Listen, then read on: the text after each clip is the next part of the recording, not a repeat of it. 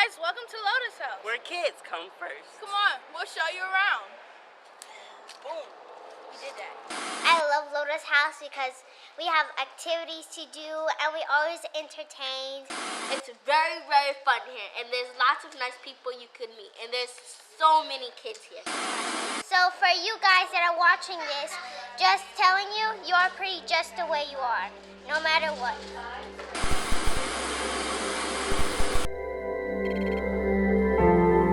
When we look at what's happening on a national level, we have an estimated 2.5 million children experiencing homelessness in the United States each year.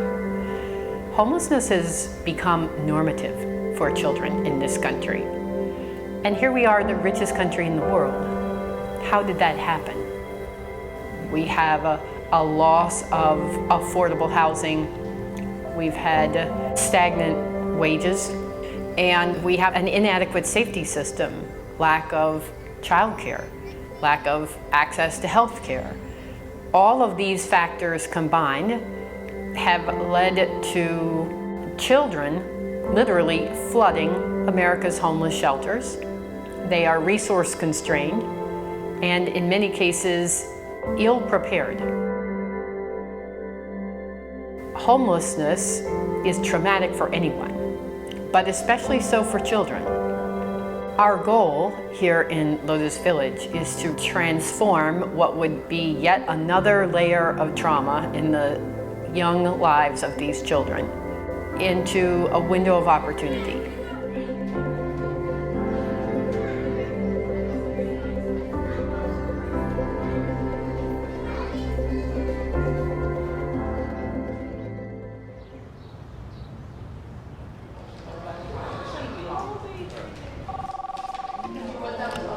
Thank you for calling Lotus Village. Sharoni speaking. Our children are our main priority here at the shelter, so there's everything in this program designed to meet the kids' needs. So we have child-sized furniture. Every child is accommodated with a bed of their own, so toddler bed, crib, twin-size bed, depending on the size of the child. When the children first come in, we play the intake video for them. There's an area for them to watch it with headphones on, so it's a nice, safe, secure environment. Hi, welcome to Lotus House. We are so happy you're here. And it shows them what they can expect at the shelter. So what the environment is like, what their rooms are going to be like, what their bed is going to be like. You won't believe the stuff we can do here. Art. What are some of the things they're going to be seeing and doing while they live here?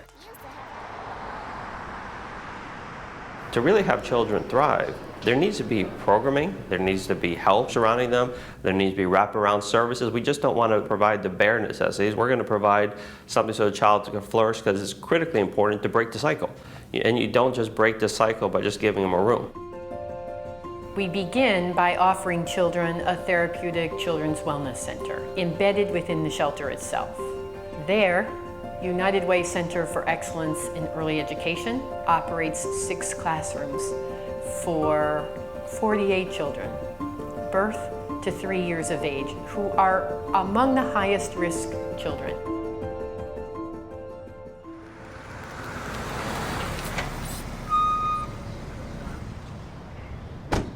So my name is Paolo Graziano, and I'm an associate professor of psychology at the Center for Children and Families at Florida International University. I've been helping train the mental health counselors on an evidence-based parenting program called Parent-Child Interaction Therapy, or PCIT. And then the second aspect of my collaboration is the research. So I'm helping to evaluate not just that parenting program, but the other evidence-based parenting programs that they're doing to really get a fuller picture of the needs of sheltered children. Children here tend to have experienced a lot of trauma. So what we do is we help them address a trauma that they've experienced in the past. By addressing that trauma, they learn the skills that they will need to address future traumas. When you're talking about the challenges for kids, you have to kind of take into account their age. So what we're finding is that the trauma symptoms of it and those emotional issues are happening more as you would expect with older kids, they're more aware of the situation. When they're 5, 4, 3, 2 little kids, the parents are the vehicle of change.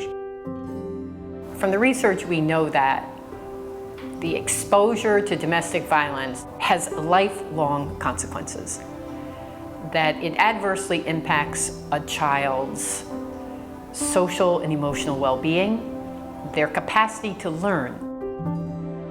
We have an opportunity to change that dynamic by giving mothers the tools to understand how trauma has impacted their ability to bond with their children. In bringing mothers and children back together, we give them both the tools to forge a loving, nurturing, supportive relationship, which is what any child needs and wants to thrive and succeed in the world. Thank you so much for coming. I want to play with this. You want to play with that? Okay, we're gonna play with that. We gotta put the stick out. So today we're gonna be doing a PCIT CDI coach session, which is basically one of the ways we teach the parents how to interact with the kids. Make me a puppy.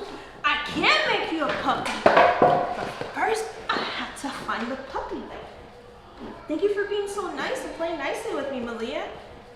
So the goal is to essentially help kid realize that mom is present, mom is here. It helps them listen better because they're getting more sort of positive attention, and we're gonna ignore negative behaviors. That's mine. That's It is yours, you're right. That was mine. It was yours. Now you place it back gently. Yeah, it was falling down. It was falling down, you got it right back. It encourages more positive behavior. So you're taking away negative attention and giving more positive attention. So it's focusing on which attention you want to give. This is giving more positive attention, so she's more likely to behave and engage in more positive behaviors. We did it! Yeah! We did it! I go and I visit Lotus Village and I can tell which families have been there for a number of weeks and which family has just arrived, because just the way the parent is interacting with the child is different. Who else do you play with at Lotus House? Who do you see when you come here? What do you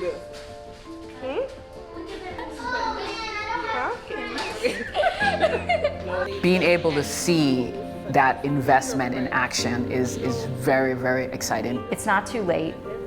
No matter where you are, you can make change in your life. You can improve things for yourself. You can work on your relationship with your children, and you can sort of change those trajectories both for yourself and for your kids. And so I think that element of hope is really an important thread throughout.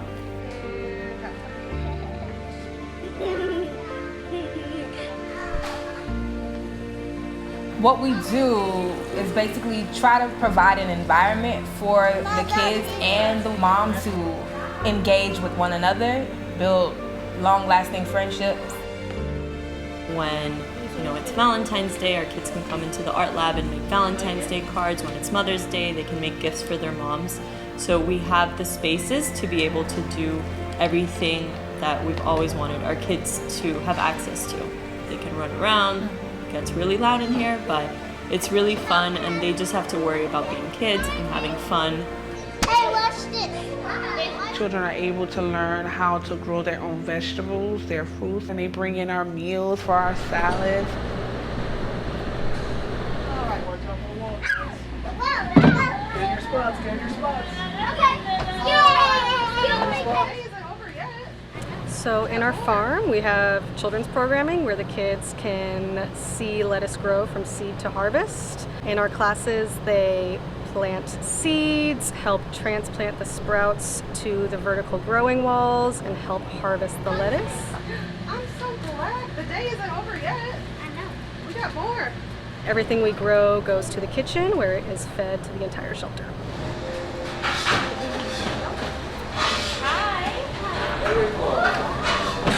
Thank you very much. Thank you guys. Lots of other kids, especially the ones that are about 10 or 11, that want to come back every single day. They're kind of my assistants and probably know the farm better than anyone else after myself. They help with everything, even beyond just the planting and harvesting. So they're kind of little experts at hydroponics. This wall is to keep the plants. These pads right here are lights. The plants don't get sunlight from outside, so they have to get them from the radiation of the light. It waters like every few days. So since we have the patent that soaks up the water, the plant always get water and food. I think the best thing with kids is just to get them exposed to the seed to harvest cycle and gardening, because they will be naturally interested once they see it, and the more they're exposed to it, the more likely they're going to get excited about eating fruits and vegetables. And so if we make that a presence in kids' lives, not just at Lotus House or at shelters, but everywhere, we could really raise a healthier generation of children. Okay. Some of these children almost is like, they're mine. You know, I know them all by name unless they probably just came in, and then it takes me a little while. But my kids that have been here, I know them. They are, hi, Miss Tazzy. How you doing? I'm going over here. Look what I did today. Look what happened at school, you know. Look at these. Look at these. Look at these. We're in the yoga room. You should see the children in here stretching out, doing yoga activities here with their mats and stuff. It's absolutely adorable. What I think is that Lotus House puts it all together. There are a bunch of pieces, lots of people doing it. We have thousands of nonprofits in this community alone, in a county that's larger than population than 16 states in the Union. What I think Lotus House does is to put a lot of things together and do it in a nurturing and loving environment, and an environment where helping people to feel good about themselves and succeed in their own eyes. This is an organization that says that just because you experience homelessness doesn't mean you're any less worthy. And so the fact that the programming and the way the program is being delivered is from a position of you have the same level of rights and deserve the same level of quality as if you have a home on Key Biscayne is very, I would say, heart-smiling and exciting to be a part of. One day we opened an envelope and it had a $5 bill inside. And as I read the note that came with it, it explained, "This is my allowance." When I saw the name of the child that so generously donated her $5 allowance, it was the name of the second baby born in Lotus House. Today she stands 5 feet tall. She is happy and shining brightly. That's what our future needs to look like. A future of generosity, born of generosity. We have to put children first. And in doing so, in this village, we created a prototype for the future. One in which evidence-based best practices ground everything that we do to support, heal, and strengthen children and families. In this, we create a future that is bright for us all.